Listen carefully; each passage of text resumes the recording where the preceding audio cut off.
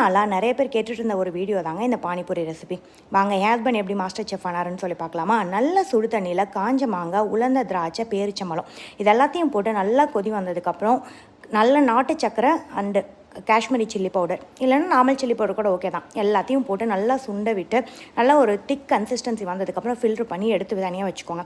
அதுக்கப்புறம் நம்ம பச்சை சட்னி பண்ணோம் இல்லையா, அதுக்கு வந்துட்டு கொத்தமல்லி, புதினா, பச்சை மிளகாய் அண்டு பச்சை மாங்காய் இது எல்லாத்தையும் போட்டு அரைச்சி நல்லா தண்ணி ஊற்றி மிக்ஸ் பண்ணி இந்த மாதிரி தண்ணி ரெடி பண்ணிவிட்டு அது கூட வந்துட்டு பிளாக் சால்ட்டு அண்டு கொஞ்சம் ஆம்ச்சூர் பவுடர் போட்டு அதுக்கு மேலே பூந்தி வந்து ஆப்ஷனல், நீங்கள் வேணால் போடலாம், அதையும் எடுத்து வச்சுக்கோங்க.